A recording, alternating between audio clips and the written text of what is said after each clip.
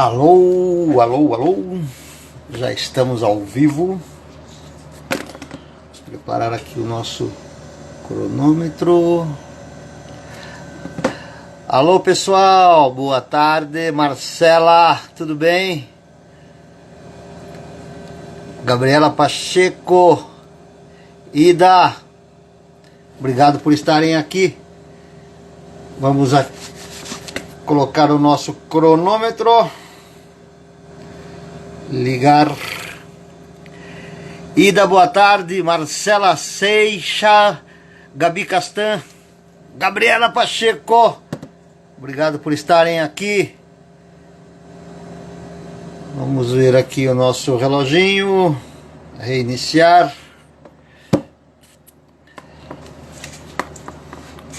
Lari, obrigado por estar com a gente. Oi, Ida, veio prestigiar a Margarete Volpe. Legal, daqui a pouco a Marga vai estar com a gente. Ana Maria Castan entrou. Grande Paulo Sacker. Paulo, tô devendo uma participação sua aqui hoje, tá? A hora que você quiser, acena, manda mensagem aí que eu te coloco no vídeo também. Hoje vai ser bem legal, hoje vai ser um assunto bem interessante. Vamos aguardando o pessoal que está chegando para a nossa live do dia de hoje. Mais um pouquinho e a gente já começa. Rejane, buenas tardes. Alexandre Lee, buenas tardes. Que tal? Márcia Guimarães, hello. Márcia, obrigado por estar aqui com a gente. Legal. Mais um pouquinho a gente inicia. Vivi Guzmão! Ê, Vivi Guzmão! Vivi, adorada, querida. Saudades, mulher. Cris, Paulo Sacker. Aí, Paulinho. Boa, Paulo. Já te chamo já, tá? Tá aqui no jeito.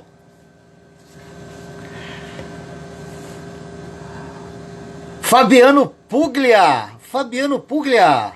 Será que Fabiano Puglia tem alguma relação parental com o Dr. Gustavo Puglia de Sorocaba? Fala aí, Fabiano, se você tem alguma relação com Gustavo Puglia, meu amigo. Vivi, Vivi, Vivi. E as gatas, Vivi? E o gato? A mãe do Renan! Ai, que legal, cara, que legal, que legal, que legal. Fabiano Puglia é primo do Gustavo Puglia. Viu, Fabiano? Eu só não convidei o Gustavo para participar porque ele não gosta dessas coisas, né? Mas eu tenho o maior carinho e admiração por ele. Bom, pessoal, partiu, vamos lá então, vamos lá. Hoje, 24/3, terça-feira, nossa live número 4.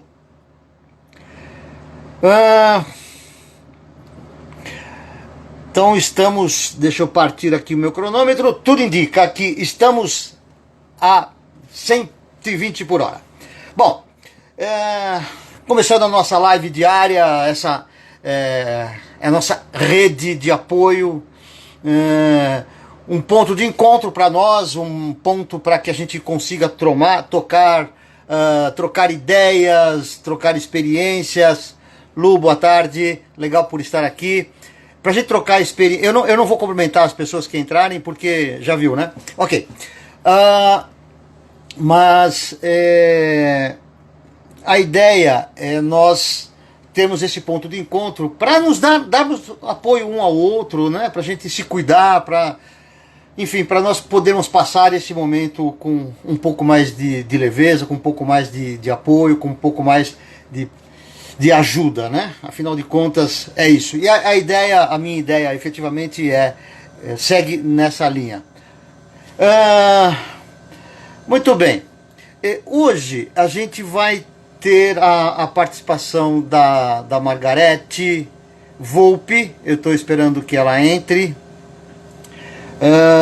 para nós tratarmos desse assunto importante que é a relação entre casais em tempos de coronavírus. É essa que vai ser a ideia. Antes que, enquanto a gente aguarda a Margarete, eu peço para que vocês participem efetivamente, porque a participação de vocês é fundamental, né? Mandem mensagem, perguntas, para a gente poder deixar isso aqui bem dinâmico, né? Para que vocês possam compartilhar as suas experiências, quem se sentir à vontade compartilhar as suas dificuldades, as suas angústias, né? Para a gente falar sempre é bom, né? Falar sempre traz um sentimento de alívio. Margarete Volpe, querida, chegou a Margarete, já falamos da Margarete aqui, viu, Margar? Eu estava falando que a ideia do nosso projeto, dessa coisa que a gente, utilizando a capacidade da internet, dessa comunicação tão intensa e tão próxima, a gente poder compartilhar as nossas experiências, trocar os nossos sentimentos, falarmos sobre essas coisas. E aí, o projeto ele vem ganhando forma. Eu disse outro dia aqui que ele vai ganhando sozinho, ele vai ganhando uma certa vida, né? Ontem a gente teve a participação do J. Abreu, lá da Câmara Municipal. Hoje a gente está trazendo a Vivi. Amanhã está praticamente certo trazer aqui Dr. Adson Passos, geriatra de mão cheia daqui da cidade, um grande amigo meu. Eu já conversei com ele, ele já deu o ok dele, ele vai participar aqui, mas eu falarei isso um pouquinho para frente. Bem, o fato real é que a condição que nós nos encontramos, aquilo que o coronavírus nos impôs, né, sempre haverá e estará trazendo dificuldades de uma maneira geral. Fatores estressantes de qualidade, ou de qualidade não seria bem o termo, mas de intensidade, né, extremamente graves, são impostos ao nosso estado de humor, ao nosso estado de espírito, a partir dessa condição. E aí eu destaco 3 pontos importantes, que é, primeiro, a condição de saúde e de vulnerabilidade a qual o vírus nos impõe, né? A possibilidade de adoecer efetivamente, né? E a possibilidade de... enfim, de um parente nosso estar doente. 2, é óbvio que a questão econômico-financeira haverá de pegar muito. Eu acabei de ler aqui estava vendo uma entrevista do Mandetta, e ele acena de uma certa forma, meio paralelamente, ele acena da preocupação dele, dessa condição que nós estamos, pela falta de produção de uma série de coisas. É claro que ele vai pelo lado de produção de equipamentos, de respirador, de algodão, de avião para transporte e tal. É claro que sim, mas não é só isso, né? Algumas pessoas já vêm falando, eu tenho escutado algumas pessoas de referência falando da importância da gente tentar encontrar uma maneira de levar essa condição econômica financeira a fazer o país voltar a andar, né? E o terceiro fator importante é exatamente essa condição que a gente se encontra do isolamento social, do distanciamento social, seja lá o termo que a gente queira dar para isso, né? Portanto, por princípio, demandas estressoras, fatores estressores extremamente fortes e importantes impactam, de alguma forma, no estado de espírito, no estado emocional das pessoas. E obviamente que as consequências, elas podem ser de todas as ordens, umas menos piores, outras mais intensidade, piores, até encaminhando-se então para condições patológicas, psiquiatricamente falando, patológicas, né? Naturalmente que a primeira coisa, vocês sabem, a primeira coisa que você sente quando você está sob estresse é que o teu nível de tolerância diminui, o teu nível de irritabilidade aumenta, né? E para a gente poder lidar melhor com isso, eu solicitei para que a Margarete Volpe, doutora Margarete Volpe, psicóloga, viesse participar com a gente. A especialidade dela é efetivamente relacionamento de familiares e de casais, e eu vou trazer agora, nesse momento, para participar com a gente, doutora Margarete, aparecer aqui, aguardando a Margarete Volpe, doutora Margarete. Aí está. E beleza, Marga. Primeira coisa. Oi, querido. Obrigadésimo, em nome de todas as pessoas que estão aqui com a gente, obrigado por você estar dispondo do seu tempo, do seu conhecimento, compartilhando com a gente aqui. Agora, antes disso, primeira coisa, até antes de te apresentar, eu quero falar para todas as pessoas o quão grato eu sou por você, o quanto carinho eu tenho por você, quantos papos cabeças a gente teve quando nós estávamos no encontro, enfim. É muito legal ter você novamente Gastão. aqui. Muito obrigada, saudades de você, né? A vida é muito corrida, só nesses momentos que a gente é obrigado a parar mesmo para rever essas relações que são tão importantes. Então, o que uma nuvem, né, na nossa vida de parada faz com que a gente retome, né? Querido, você é um amigo muito querido, eu que agradeço o convite de estar participando aí na sua iniciativa, que é espetacular. E para mim realmente é um enorme prazer. Tenho saudade, assim, dos nossos papos cabeça. E vamos aqui, vamos falar um pouquinho, né, do que a gente está enfrentando em termos de relacionamento, que eu acho que é muito importante nesse momento. Antes disso, deixa eu te apresentar para as pessoas que não te conhecem. Tem amigas suas aqui que estão te acompanhando, muito legal, obrigado por estarem aqui. Eu vi um monte de gente entrar aqui, Giovanna Minozzi. Bom, eu não vou ficar citando, porque, sem dúvida, eu vou acabar sendo deselegante e esquecendo de alguém. Bom, a Margarete Volpe, formada pela Unesp em Psicologia, 30 anos de experiência. Eu sei, ela deve ter começado como psicóloga com uns 2, 3 anos, não muito mais do que isso, por ter 30 anos de experiência. Pós-graduada pela PUC, pós-graduada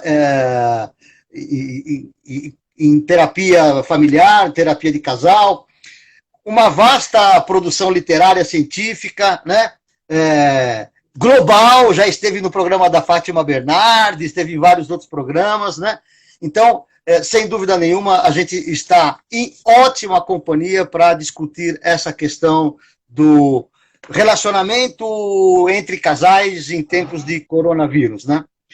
E, Marga, você compartilhou comigo hoje cedo um material que você produziu, né? E eu estou com ele aqui na minha frente, e a gente vai tratar exatamente desse assunto. E uma das coisas, de ponto de partida, uma das coisas que você fala, efetivamente, é que os efeitos nas relações conjugais, né, e familiares impostas pelo isolamento já vem sendo sentido.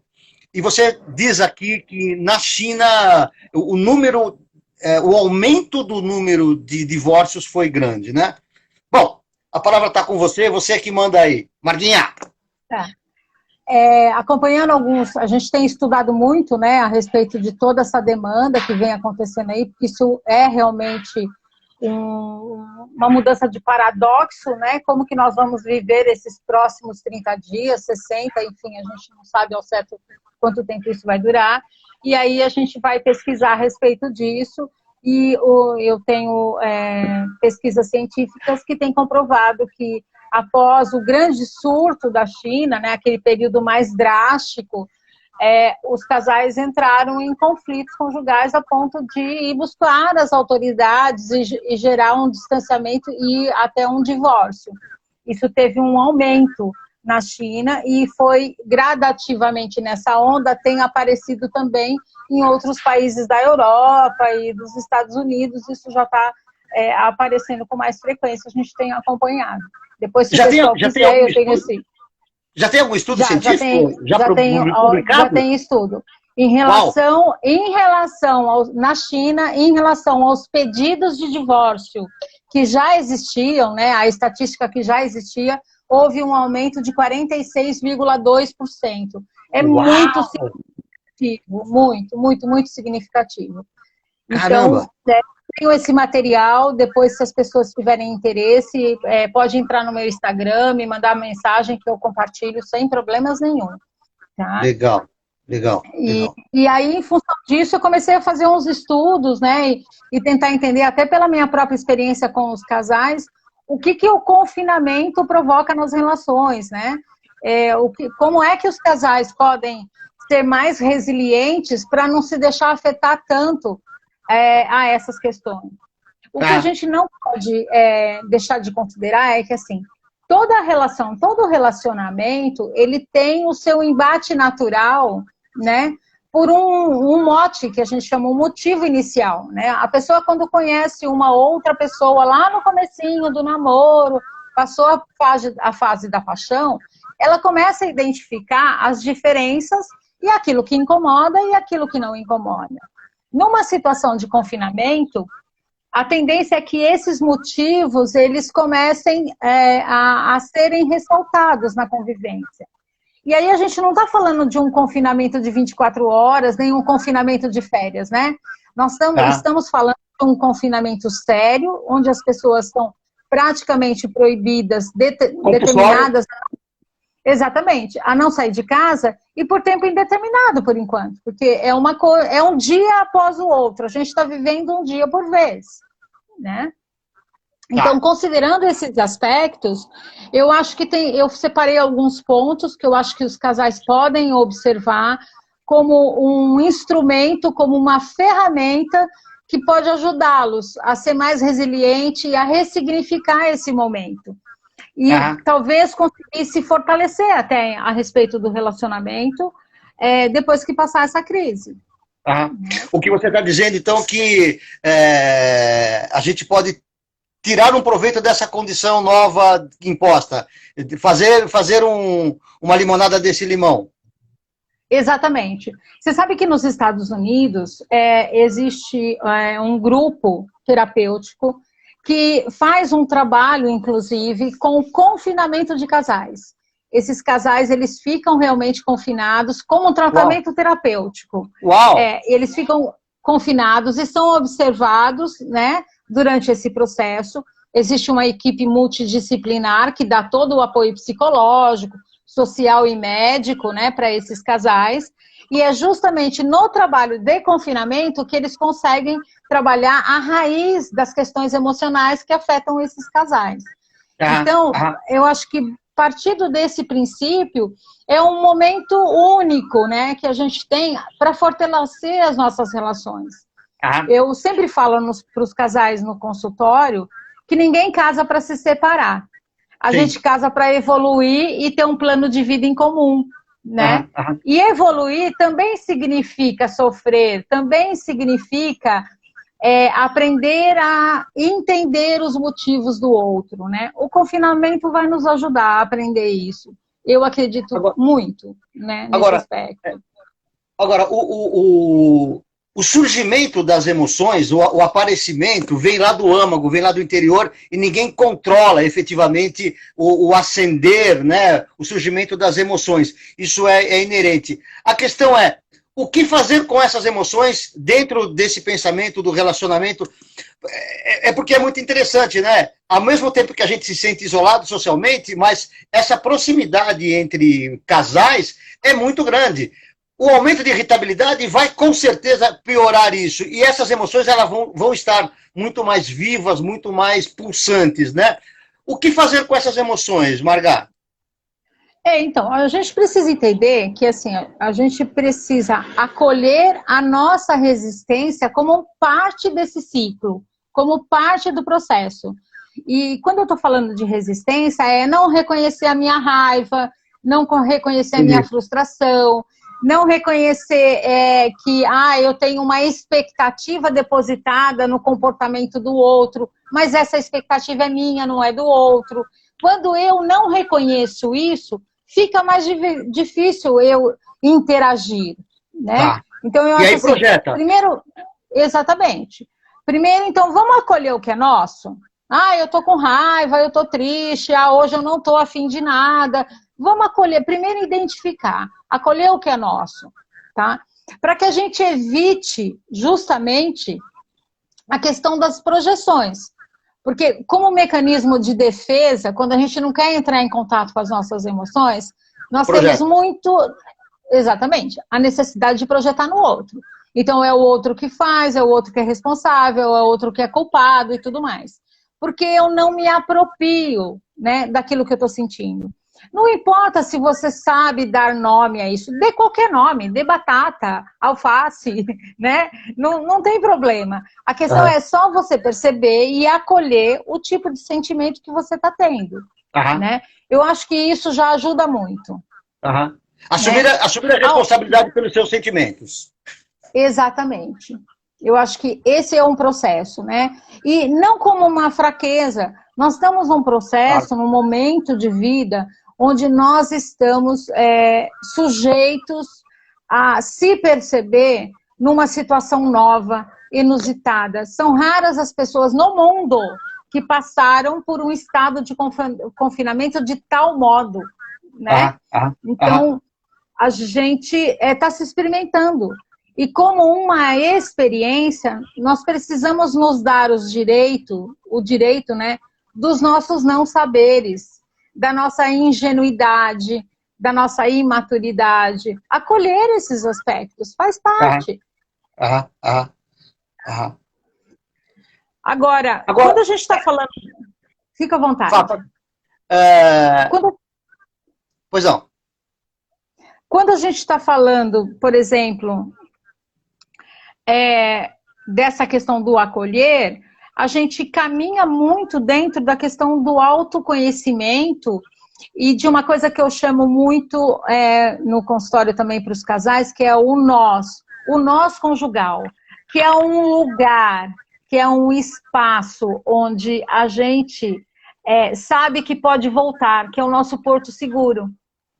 Então, essa experiência de confinamento é um pouco para a gente olhar para esse núcleo, né? Porque é a partir desse nós conjugal que o casal consegue passar as suas crenças, passar como viver essas emoções, como viver as dificuldades para os filhos e também para o seu entorno, Tá.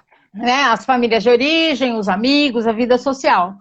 Tá. Então, esse autoconhecimento e a construção da intimidade conjugal vem muito dessa predisposição de Tá. eu estou predisposto a ter uma empatia para com a minha relação. Eu estou Tá. tendo um tempo para cuidar do meu relacionamento, porque o relacionamento é o outro, é o terceiro na relação. Tá. E ele é partilhado por duas pessoas, Aham. né? Então, ele é complementado e partilhado por duas pessoas. Tá. E a partir daí ter uma transformação. Exatamente. A gente pode se transformar a partir disso. E a gente pode construir relações imensamente saudáveis a partir de então. Ah, ah. Tá? Agora, Marga, Agora, pode diga. falar. Não, por gentileza. Uma das formas que eu considero bastante importante é o casal se permitir dar depoimentos a respeito de como estão se sentindo. Sem que Tá, cada um se sinta o dono da verdade, o dono da razão, ou no direito de julgar o que o outro sente, né? tá. Os nossos sentimentos, eles são muito inerentes à nossa personalidade, às nossas crenças pessoais e limitantes ou não, e é a Ah, forma com que a gente lida com os sentimentos. ah. Então, ter uma empatia, ter um acolhimento de como o outro percebe a mesma situação, porque se você for ver, nós estamos todos no mesmo barco nesse momento. Marco. Exato. Só que cada um de nós percebe isso de forma diferente. Ah, Nem todos nós temos a mesma forma de ver os fatos, de acolher esses fatos e essas emoções. ah. Então, ter a empatia e acolher a forma do outro lidar é um processo de aprendizado para os casais. Tá, tá. é um processo, eu costumo falar assim, amar é um método em que você aprende a dignidade de aceitar o outro, né? Interessante Legal, isso. legal, legal, Então, legal. assim, eu não consigo amar se eu não tiver a prática da aceitação. E a dignidade de aceitar. Exatamente, a dignidade de aceitar. O Legal. fato do outro ser diferente não significa que eu estou errado ou que eu Ah, estou ah, certo. ah, Só ah, pensa e só sente de um modo diferente do que eu sinto. ah, ah. Marga, agora, o outro lado do que você está falando são possibilidades de casais, por serem tão próximos, né, acabarem confundindo essa intimidade, né, com o direito de praticar uma certa agressividade verbal, uma agressividade, nem entrando no campo da agressividade física, né, mas vamos falar assim, de um desrespeito ao outro, né? Essa falta eu diria que é a questão do desrespeito e assim, a não obrigatoriedade de usar a educação como um modo relacional. Parece Né? que dentro de casa então, você assim, não precisa muito disso. Não, com as pessoas da família e da intimidade, eu não preciso ser educado, eu não preciso ter respeito. Né? É interessante isso. Eu confundo a questão da intimidade com, eu posso ser autêntico. Peraí, né? Tem um outro ser humano do outro lado, né? Então, assim, praticar a educação, e eu estou falando de educação do por favor, muito obrigado, sou grato, e assim, começando do básico, né? E também a questão do respeito. Não trate o outro, né? Isso já é um lema de milhões de anos, né? Não trate o outro como você não gostaria de ser tratado. Isso é básico. E isso começa dentro da nossa casa. Né? Então, e, em geral, o fato de, porque eu sou família, eu não preciso praticar isso dentro de casa. Essa educação. Né? Essa educação. Então, eu acho que, assim, os grandes conflitos conjugais começam aí. As pessoas não se percebem quando elas estão irritadas ou frustradas. Aí um dos pares, ou mesmo os filhos, né, entediados com essa rotina, se irritam e aí vem uma forma mal educada de orientar, ou vem um desrespeito para com a pessoa, né?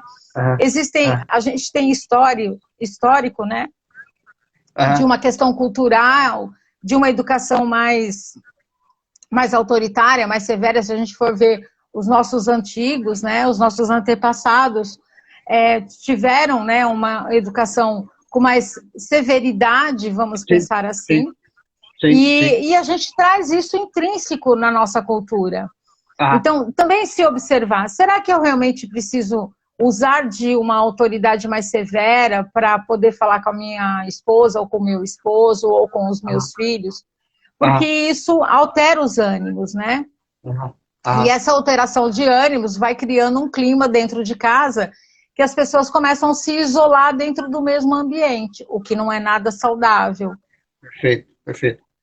Perfeito. Agora, Marga, uma coisa, você acha que ainda hoje essa questão cultural, onde o homem, em tese, hipoteticamente, manda e a mulher é mais submissa, você acha que isso vem mudando nesse contexto? O quanto que isso ainda você encontra no consultório uma opressão maior por parte dos homens em relação à mulher, pela suposta fragilidade feminina? Como é que você vê isso tudo?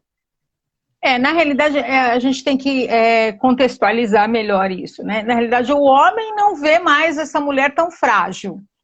Né? Mas, para o masculino, vamos falar em gênero, né? Que eu acho que fica mais completa a situação, né? Quando a gente fala em gênero masculino, né? Então, existe sim uma coisa muito intrínseca na formação desse papel masculino, desse papel de marido, né, de esposo, que vem no sentido da autoridade, de ser mais meticuloso no direcionamento das regras familiares, das regras conjugais. Então, isso ainda é muito presente. A gente vê O homem, até em função de como que ele foi atuando na vida para trazer recursos e para ser um provedor que dê conta da demanda, ele foi manipulando essas condições todas e ele foi criando uma família da qual ele ordena, né? Então, isso vem culturalmente de muitos anos. Então, a gente ainda vê presente isso no consultório. Agora, mas, o que fazer? Por outro lado, o homem já não olha para a mulher com toda a fragilidade.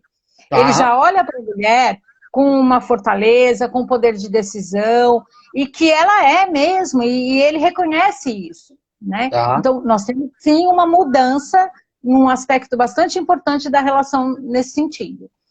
Agora, o que isso provoca?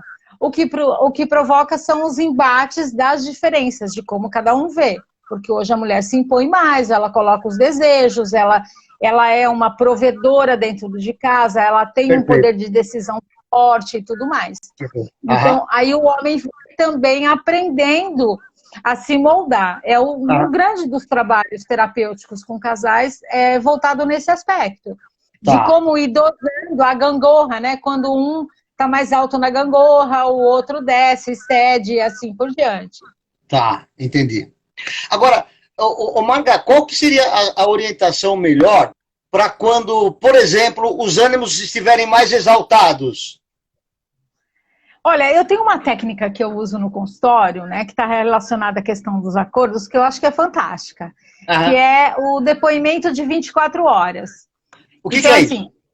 O depoimento de 24 horas, lá, agora no comecinho a gente falou muito da questão da observação dos seus sentimentos, das suas sensações, e de acolher isso como uma coisa natural, que faz parte do não saber, né? Eu estou aprendendo a passar por uma situação nova na minha vida, eu estou me adaptando. Então eu não sou fraco ou fraca, eu só não sei o que fazer. Então, partilhar esse sentimento. E aí vem no depoimento de 24 horas.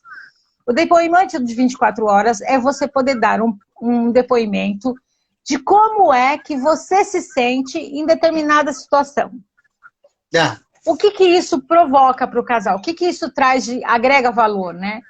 Quando eu dou um depoimento, eu pergunto para mim, como eu me sinto? O que eu quero, né? Eu vou ter respostas minhas nesse sentido. Ou não vou saber, eu não sei o que eu estou sentindo. Eu vou dizer para o meu colega, para minha parceira, para o meu esposo, para o meu filho, para minha filha, enfim.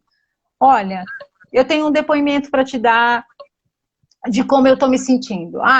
Eu de verdade estou me sentindo estranha, angustiada com esse fato que está acontecendo.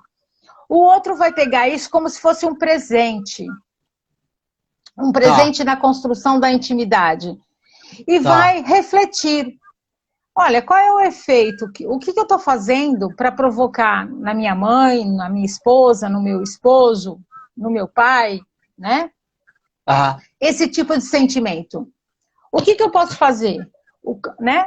Então, eu permito que o outro acolha algo que talvez ele não soubesse da consequência de uma atitude, de uma fala, de uma situação mais ríspida, situações desse tipo. E isso dá muito certo. É um depoimento da qual, por exemplo, eu vou dar o depoimento, a pessoa vai escutar. E com isso eu abro um outro campo dentro da relação, que é o campo da escuta. Quando nós estamos nos relacionando, seja com quem for, é inerente ao ser humano, a gente está muito mais propenso a estar preparando uma resposta do que efetivamente acolhendo uma escuta. Né? Então, eu acho que o depoimento de 24 horas, ele proporciona essa experiência aos casais, às famílias e tudo mais. Isso daí você recomenda a pessoa fazer por escrito, efetivamente, e em um determinado momento fazer explicitar o depoimento? Pode fazer por escrito, pode fazer verbalmente. O importante é que quem escuta não se preocupe em retrucar, em dar uma resposta. Não tem resposta, é só um acolhimento. É só acolher aquilo que está sendo falado. Exatamente. Legal. Esse é um ponto. Eu acho que um outro ponto que a gente precisa colocar nesse momento, né, que falamos aí de respeito e tudo mais, é a questão de nós precisamos perguntar o que é essencial na nossa vida. Eu acho que identificar o que é essencial, né? Eu acho que nós não construímos relacionamentos conjugais, né? A gente não planeja filhos na nossa vida, a gente não põe gato, cachorro, papagaio, né? Sem que isso tenha um fundamento de essência, né? Sem que isso seja algo que seja essencial para a gente, que tenha um grau de importância. Então, este é um momento que nos permite avaliar o que realmente é essencial na nossa vida, né? Por que a gente olha para o nosso dia a dia e não prioriza o essencial? Por que nesse momento, onde eu tenho uma disponibilidade de tempo enorme para poder conviver com o que é essencial, eu fico me degladiando com esse mesmo essencial, né? Tá. Então, eu acho que esse é um ponto importante. Então, é a hora de realmente transformar essa situação. Eu vejo muitos casais falando, eu trabalho muito, porque eu estudo muito, porque eu não tenho muito tempo para estar com os meus filhos, para sair de férias, para ler um livro, para fazer... É hora de fazer isso. Vamos nos experimentar nisso, né? Ô, Paula, Marga, a Paula está perguntando, só para a gente não perder, eu vou voltar só um pouquinho. A Paula está perguntando o seguinte, o que fazer se a outra pessoa não quer ouvir? Eu acho que assim, como a gente está propondo aqui, né, quando a pessoa não quer te ouvir, a pessoa não quer te ouvir. Eu acho que ela tá a negação também é uma forma de comunicação, né? Então, existe uma rejeição assim. O não comunicar é uma forma de se comunicar. Já é a comunicação. Já é a comunicação, né? Então, eu acho que como a gente falou assim, da questão do respeito, da questão da empatia, da questão de vamos tentar entender qual é a demanda do outro, né? A gente não sabe se essa pessoa não quer te ouvir porque ela não está sabendo lidar com a raiva, porque ela não está sabendo lidar com a frustração. Então, assim, se ela não quer te ouvir, se propõe a escutar. Quem sabe ela consegue abrir um canal com menos defesa, com mais solicitude e aprenda a te escutar. Porque tem pessoas que não sabem ouvir, não aprenderam, nunca foram escutadas e com isso não desenvolveram a escuta. Né? Tá. E pode chegar um momento que há necessidade de procurar uma ajuda profissional efetivamente. Sim, com certeza existem momentos, né? É que a gente ainda tem uma crença limitante, né? Os casais ainda apresentam bastante dificuldade de pedir ajuda. Eu diria que de uns 10 anos para cá isso mudou bastante, mas a gente tem um percentual da população de casais ainda bastante resistente em pedir ajuda. E é uma pena, porque o terapeuta, o psicólogo que trabalha com casais, ele é apenas uma ferramenta desse casal. É um instrumento que esse casal vai usar, né, no sentido de buscar uma melhora ou de buscar uma definição do que vamos fazer com as nossas vidas. Né? Não tem por trás uma questão de julgamento, ou psicólogo nenhum vai dizer para um casal o que ele deve fazer. Né? Marga, aproveitando, como é que é a dinâmica de uma terapia de casal? Acho bem legal essa pergunta. Tá, é interessante. Então, no consultório, sempre vem o casal, né? Desde a primeira sessão. E é uma dinâmica de uma construção de um diálogo a 3, né? O terapeuta e o casal em si. Nesse diálogo, a gente vai trabalhando as questões das demandas emocionais, das crises conjugais, e principalmente dos pilares que esse casal tem de sustentação da relação. E esse casal começa a aprender a pensar como é cuidar do relacionamento, né? E começa a se responsabilizar por esses cuidados. Então, é uma dinâmica de uma conversa a 3, onde o terapeuta também passa a fazer parte desta relação e interage com o casal, né? A comunicação vai na linha direta? Um fala para o outro ou você funciona como um intermediador? Em geral, é na linha direta e também o casal fala para o terapeuta. Quando as partes conversam diretamente com o terapeuta, você cria uma linha de escuta. E é muito interessante. Ah, Essa linha de legal. escuta ela é transformadora. Ela é Porque transformadora. porque a pessoa não está falando para o seu parceiro, está falando para você, e o parceiro ou a parceira está escutando o que ela está falando para você, ou o que ele está falando para você. Exatamente. Você Legal. percebe que essa linha de escuta, ela gera, né, o que a gente propôs agora há pouco, a questão do depoimento. Porque quando você está lá, vamos dizer, eu e você está me contando como é que você sente, como você percebe, o que, que você pensa a respeito do outro, você está me dando um depoimento da sua realidade. O parceiro que está do lado na escuta, ele está ouvindo um depoimento que provavelmente ele nunca imaginou que estava gerando esse tipo de efeito em você. Ah, que legal, que legal, que legal. Abre efetivamente um campo de escuta, definitivamente, né? O que não consegue na linha direta, consegue na linha através do terapeuta, né? Porque na linha direta, sabe o que acontece com os casais? A necessidade de eu tenho razão, eu sei o que eu estou falando, a minha necessidade vem em primeiro lugar, enfim, o meu eu, né? Eles entram numa escalada de quem tem razão e numa escalada de poder, de quem ganha a luta, né? E isso morre a disputa dos dois lados. Eles não conseguem sair do lugar e vão patinando, né?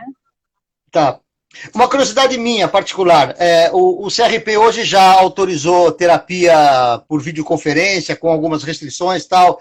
É possível fazer terapia de casal por videoconferência? Sim, é possível, sim. Eu atendo alguns casais que nem estão no país, eu atendo muita gente fora do país, brasileiros que moram fora, a sua maioria casais, e da mesma forma que a gente trabalha no consultório, eu trabalho via videoconferência. A única diferença é que no consultório a gente tem algumas tarefas que a gente faz em loco, né, dentro da sala de atendimento, que eu adapto essas tarefas para que os casais executem em casa. Né? Então a gente faz uma adaptação técnica, mas dá muito certo, traz muito resultado, sim. Tá. Agora, curiosidade pura, o que você usa de ferramenta aí? Skype? O que é? Eu trabalho muito com o Skype. Eu gosto muito de trabalhar com o Skype porque ele traz uma amplitude. Às vezes o casal, eu tenho casais, por exemplo, que não conseguem estar no mesmo local, né? Estão em locais diferentes e a gente ainda consegue fazer uma sala de videoconferência interessante. Legal, legal. Deixa eu fazer um parênteses aqui. As pessoas que estão nos escutando, por gentileza, mandem mensagens aí, perguntas, né? Vamos aproveitar o conhecimento da Marga. Participem da melhor maneira possível, porque esse é o momento de aprendizado. Eu estou aprendendo um monte de coisa aqui. Muito legal. Ô, Marga, outra coisa. E as DRs? Como é que ficam nessa história toda? Lá vem as DRs. Então, eu falo, né, esse é um momento, né, que a gente fala que o aparecimento das DRs, eles são quase que efetivos, né? O mais importante é o casal ter o bom senso e a responsabilidade de compreender que a gente já está travando uma guerra externa, que nesse momento a gente não precisa de mais inimigos. Mais um problema, né? Mais inimigos. Sim. As DRs, elas são focadas muito mais em questões que já vieram lá do começo do relacionamento. Não é uma coisa que apareceu agora.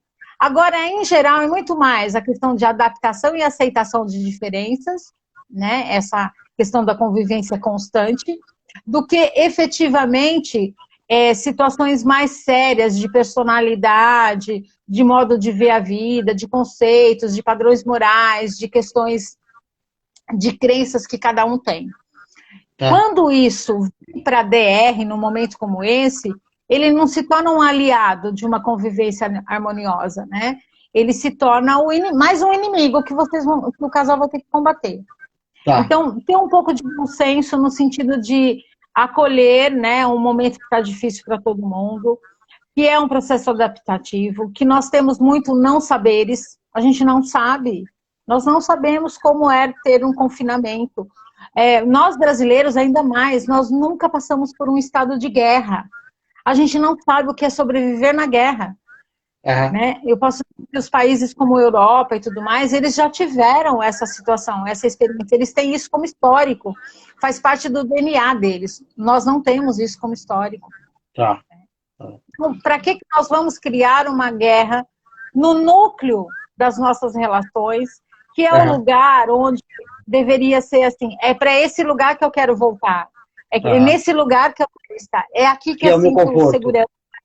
Exatamente. Né? Então, eu acho que o casal pode, em conjunto, ter acordos, né, a respeito disso, acordos maduros, que vai trazer mais segurança para a relação e segurança para os filhos também. Sim. Agora, aproveitando... Pode falar mais. Uma coisa que eu costumo dizer, que é... Olha, quando eu tô com ânimo acirrado, né, que eu tô vendo que eu tô exaltado, eu tô com raiva e tal, vamos fazer um combinado, vamos usar a palavrinha stop, vamos deixar essa conversa para mais tarde e tudo mais, vamos conversar outro dia sobre esse assunto, quando os nossos ânimos estão menos acirrados. Isso pode ajudar bastante. Tá. Usar a estratégia do stop, ó, não vamos discutir agora porque não vai levar a lugar nenhum. Exatamente. Tá, bom. E os filhos, como é que ficam os filhos nessa história toda, Marga? Como assim? Desculpa, não entendi a tua pergunta. Eventualmente, os filhos participando involuntariamente dessas discussões, desses conflitos. O que o casal tem que fazer em relação aos filhos nesse momento? Eu acho que assim, a primeira consciência que, enquanto o casal pode ter é entender que a relação de casal é um sistema único e separado da relação de pais e mães com os seus filhos. Então, nós temos um sistema que é a relação de casal. Nós temos um outro sistema que é a relação familiar, que envolve o todo da família. Nós temos o sistema fraternal, que é o sistema de entre irmãos. E a gente tem sistemas que é o maternal, que é a relação da mãe com os filhos, e o sistema paternal, que é a relação do pai com os filhos. Cada um desses sistemas tem regras de proteção próprios, né? Regras de convivência próprios. O que é de casal só pertence ao casal. Os filhos não são casados com esses pais. Os filhos só são filhos. Então, eles não devem fazer parte dessa questão. Não devem participar não devem, exatamente. Não devem fazer parte, não devem assistir isso. Porque o que gera para a criança, para o adolescente, ou mesmo para o filho adulto, né? Quando eles veem os pais se degladiando, discutindo, brigando, se desrespeitando de forma não física, mas só o fato de você elevar a voz já é uma forma de desrespeito, né? Eles entendem que eles estão no meio de uma ponte, de um buraco bem fundo, onde eles têm a quebra, eles vão ter que decidir para que lado eles vão. E aí está colocando em jogo a lealdade parental. A gente coloca em jogo a lealdade que esses filhos têm com mãe e coloca em jogo a lealdade que esses filhos têm com pai. Filho é uma coisa unilateral, é uma coisa que convive no núcleo, né, familiar. Não é para, eu faço parte, eu dou razão para minha mãe e dou razão para o meu pai. Eles não têm que fazer isso. Não é papel de filho. Porque isso deve causar uma angústia muito grande, né? Muito, muito, porque assim, se eu dou razão para o meu pai, eu estou quebrando a lealdade com a minha mãe. Se eu dou razão para minha mãe, eu estou quebrando a lealdade com o meu pai. E isso é um exercício muito dolorido, seja para a criança, para o adolescente ou para o adulto. O que eu vejo no consultório, adultos reprisando esses aprendizados aonde a única maneira que se tem de resolver um problema é degladiando, é ir para belicosidade, é para discussão, para gritaria, né? Então, a questão é assim, por que que isso acontece, né? Todos nós adultos temos a nossa criança interna, né? E a nossa criança interna, ela acompanhou o nosso desenvolvimento emocional até um determinado tempo. Quando a gente se torna adulto e vai enfrentando essas dificuldades, vai enfrentando as nossas sombras, né? Os nossos não saberes, muitas vezes essa criança interna se sente abandonada. Então eu costumo muito perguntar para os meus pacientes, como é que você cuida da sua criança? Porque se você não mostrar para a sua criança que você tem segurança para lidar com determinadas situações, ou que você também não tem a mesma segurança, essa criança não vai crescer com você. Ela vai ser sempre uma sombra da forma com que você lidava na infância, da forma birrenta, mimada, ou a dificuldade, ou o medo, ou a fuga. E a gente tende a reproduzir isso emocionalmente, inclusive nas atitudes como adulto. Por isso é que acontece de um adulto estar repetindo isso. Porque esse foi o aprendizado, né? Aprendeu dessa maneira, não dá para ser diferente, não dá para esperar ser diferente, né? Exatamente. Porque o núcleo familiar é o nosso primeiro núcleo de exercício da convivência humana. É lá que a gente aprende a brigar, é lá que a gente aprende a amar, é lá que a gente aprende a respeitar o outro. Né? E nós tendemos a reproduzir isso nas nossas relações afetivas. Sem dúvida nenhuma. Legal. Marga, para a gente poder nos encaminharmos para o final, porque absurdamente já foram quase 50 minutos e para mim não passou 3 minutos. Senhor, nossa, eu também não percebi. Nossa, show de bola, né? Que gostoso. Mas, Marga, para a gente poder finalizar, qual que seria, se é que você tem, assim, qual que seria o melhor conselho ou o melhor compartilhar que a gente pode ter efetivamente nesse momento? Cuidar do outro, que está acabando a bateria aqui, peraí. A gente espera. Deixa eu colocar Eu espero que o celular espere. Não, enquanto isso, se alguém quiser fazer uma pergunta, por gentileza, pode mandar. Eu acho que tem um jeito de mandar a pergunta no particular aqui, né? Acho que tem. Bom, eu estou aprendendo a receita de Instagram aí. Para mim, isso ainda tem sido uma coisa que eu estou aproveitando, né? Eu não tenho muito tempo para aprender tecnologia. Agora estou me experimentando como é exercitar essas coisas. Bom, vamos lá. Eu acho que assim, uma coisa muito importante que eu acho que as famílias e os casais podem levar, né? Que eu até brinquei hoje cedo falando sobre isso aqui em casa, que é um por todos e todos por um, né? Isso é um lema dos Três Mosqueteiros. Três Mosqueteiros. Né? E eu acho que isso é um momento assim muito propício para a gente aprender a exercitar isso dentro do seio familiar e na vida conjugal, né? Vamos ser mais solícitos, né? Vamos estar mais disponível a aprender a ajudar e acolher dentro do nosso seio familiar. Porque se a gente não sabe fazer isso dentro de casa, aonde que a gente vai aprender a fazer, né? Sem dúvida.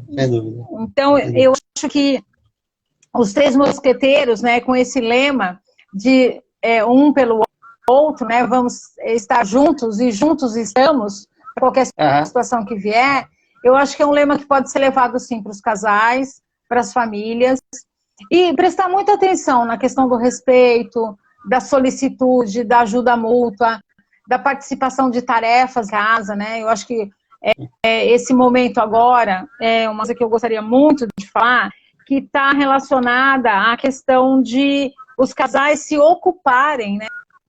E dando tarefas para os filhos, dividindo as atividades dentro de casa. Porque, assim, se eu tenho uma sensação de que eu estou com um dia ocupado, eu me sinto mais útil na vida. A sensação de que eu não tenho o que fazer dá uma sensação de inutilidade. Isso pode, sim, me levar a uma depressão, a uma tristeza, a um pânico, a sensação de solidão. Então, eu acho que praticar isso dentro de casa com os filhos é muito importante.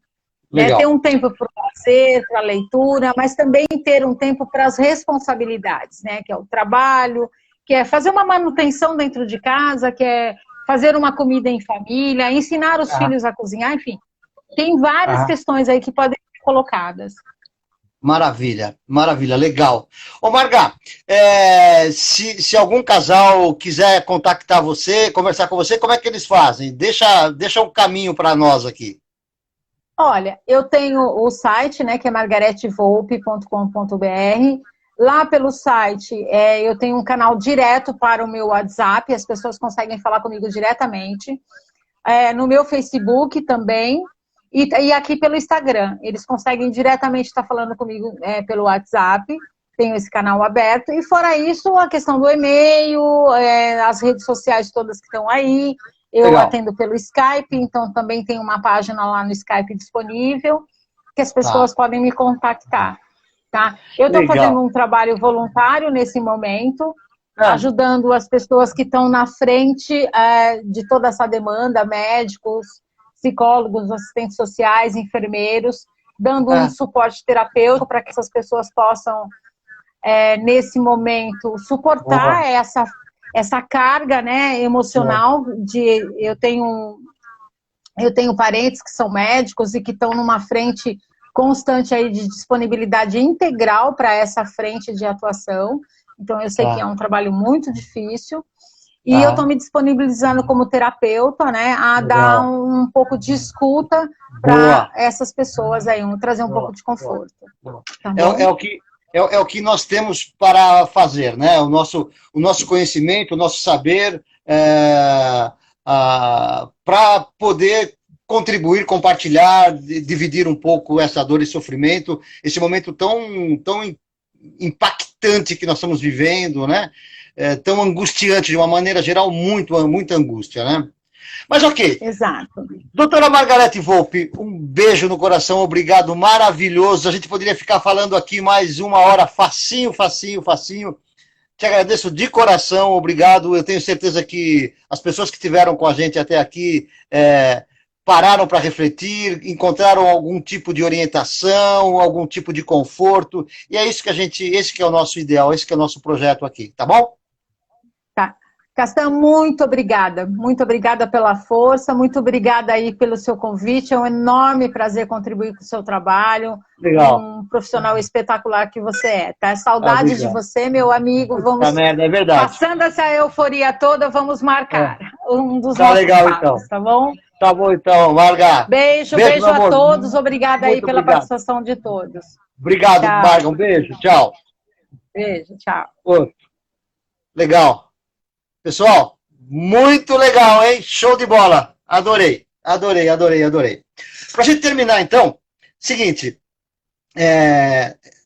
talvez amanhã a gente traga o geriatra, o Dr. Adson Passos, para falar um pouco de como lidar com os idosos nesse tempo de confinamento. Vamos ver se eu consigo confirmar com ele, tá? Para terminar, duas coisas. Uma, na bio do meu Instagram tem um link para quem quiser fazer um teste, o teste Wakefield, para avaliar. Ele não é um diagnóstico para depressão, mas ele faz uma avaliação inicial para ter uma referência se a pessoa está ou não com depressão.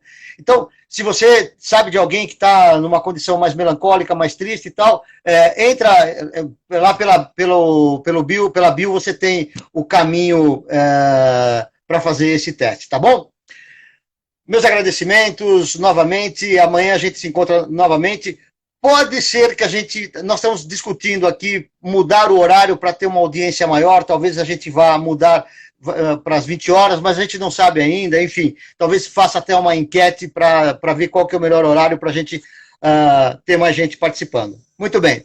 E para finalizar em bom tom, além de agradecer todos vocês de coração, eu quero colocar aqui uma música que eu estava escutando hoje de manhã e quero compartilhar com vocês.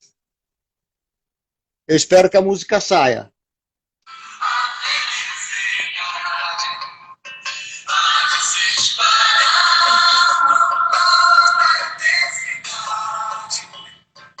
Onde eu ser